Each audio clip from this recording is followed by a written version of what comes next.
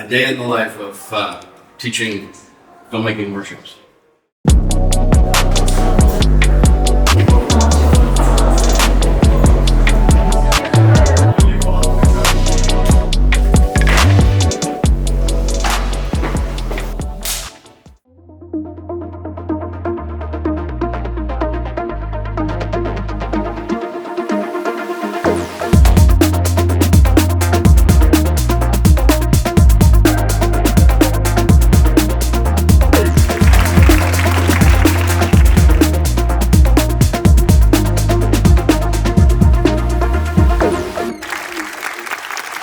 Look at this!